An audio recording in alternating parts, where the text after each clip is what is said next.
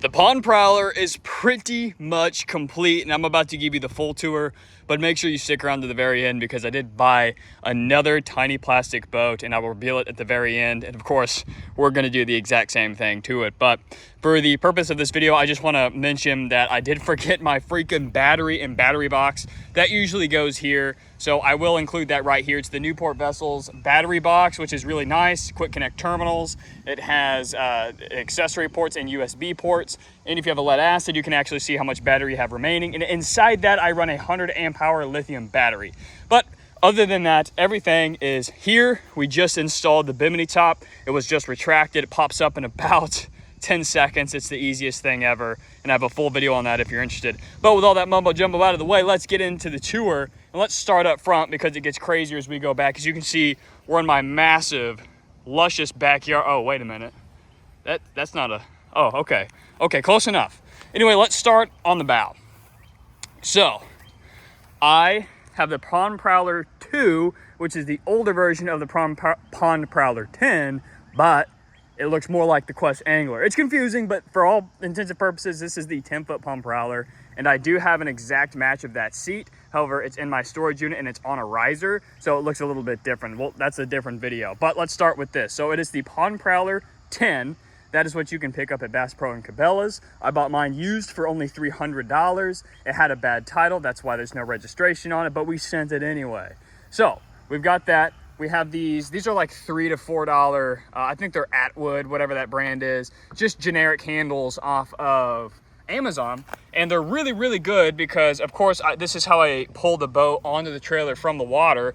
And I made this little system here that you guys have seen before where I have a utility trailer, right? So then there's the handle of the trailer. This connects to the handle of the trailer and I can pull, excuse me.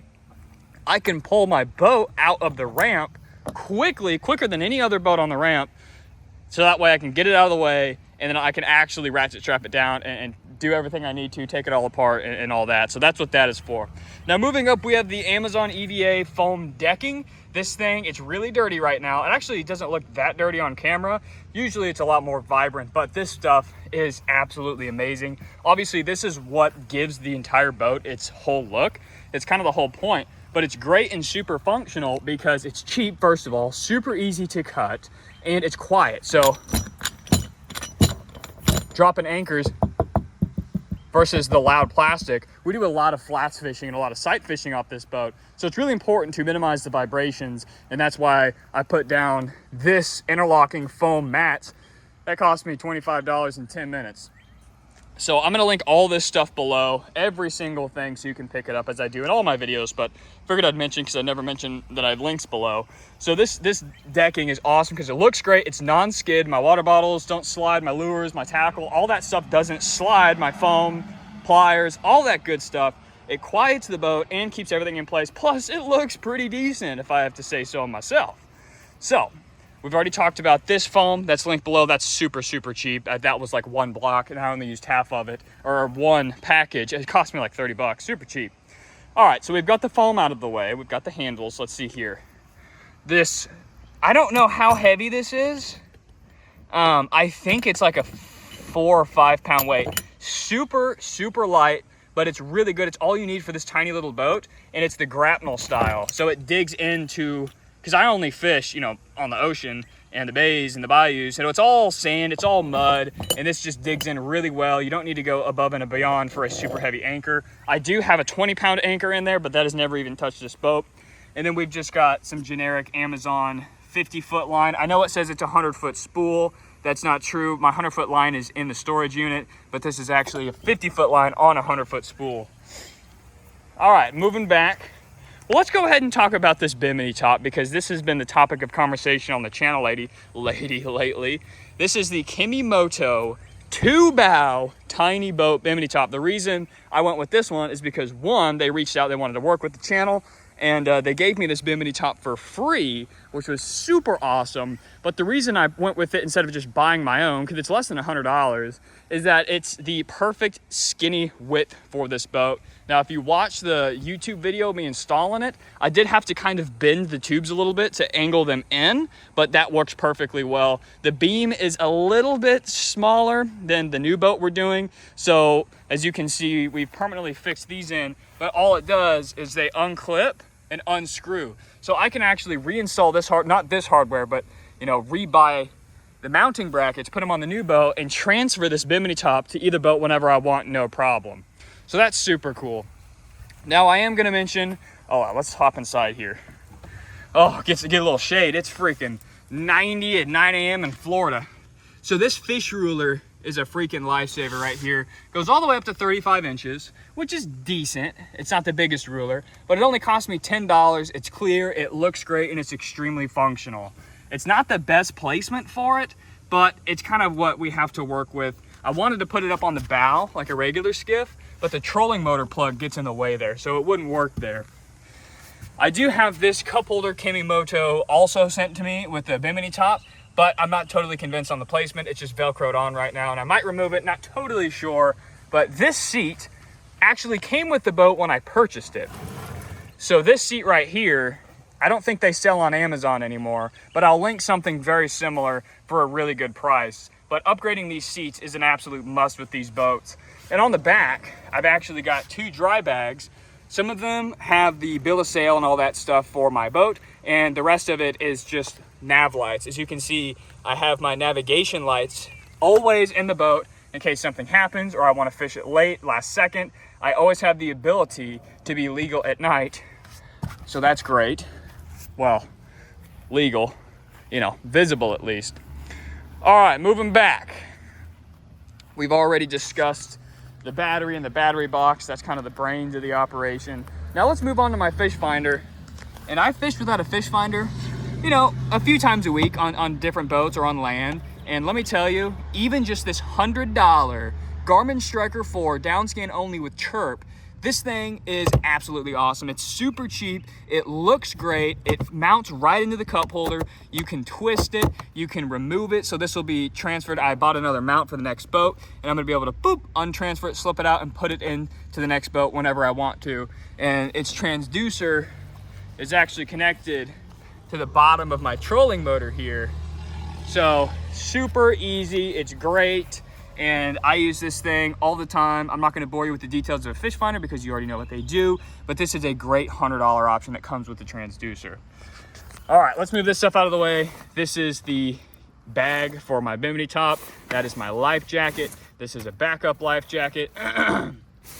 Okay, so let's start digging into the small details here. First of all, we'll cover this. This is the rear nav light. So this is that white light that sticks up. I just never took it off the boat, even though it's not on there. We've got these clamp-on rod holders for the transom. Now, I toyed with putting them over here and on the sides and up here like everybody else does. But realistically, I want my rods out of the way on the front, out of the way on the back, so I can fish everywhere else. So what I like about these boats is that you can customize it however the heck you freaking want, dude. You can do whatever you want, get real creative. And for me, I just clamped them onto the sides of the transom and they work absolutely perfect. I've caught fish trolling on them, and overall it is just a really good setup, and you don't have to drill any extra holes, even though we're drilling holes every dang day with this boat, but that's all right. But the rod holders are a phenomenal addition.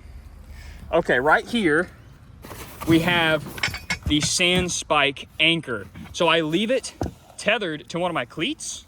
So usually I have 2 hands when I'm doing this, but this thing has been an absolute game changer because I do mostly flats fishing.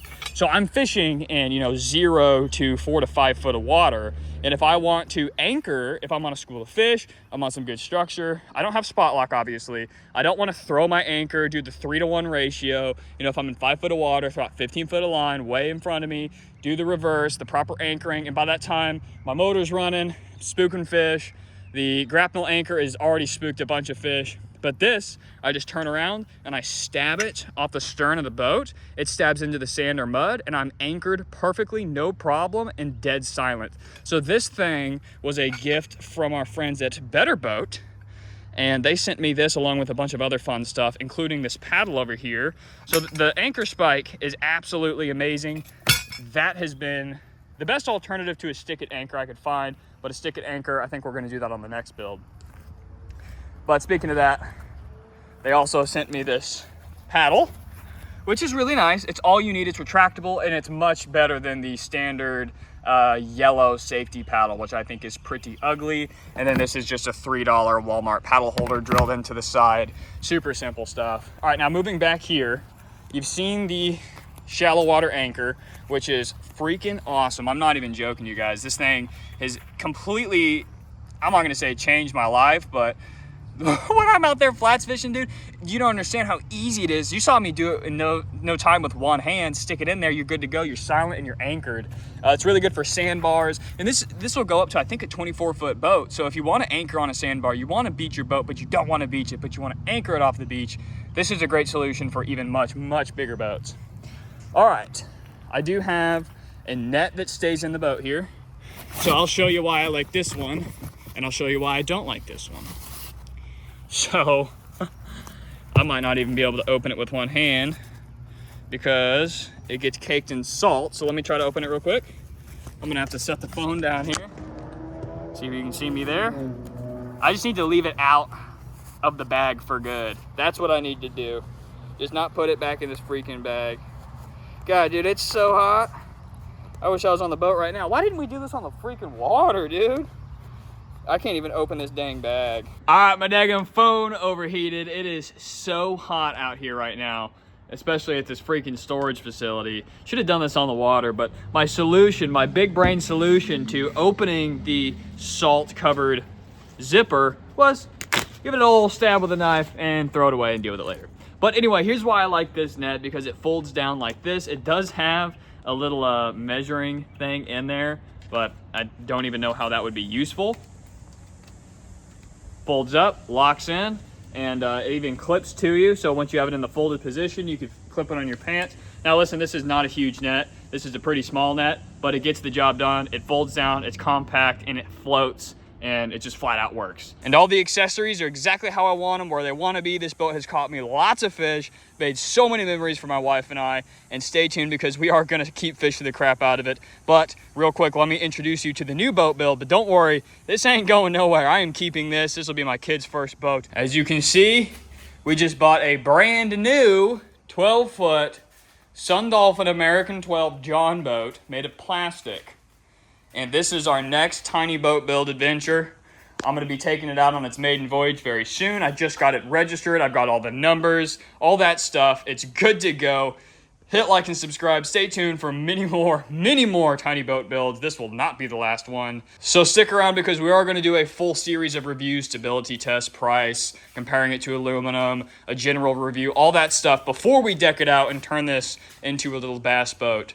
So it's going to be so much fun. I've really enjoyed the Prowler. It very well may be a better boat, but this is our next adventure. Hit like and subscribe. Stay tuned. Let's go catch some fish out of some tiny boats.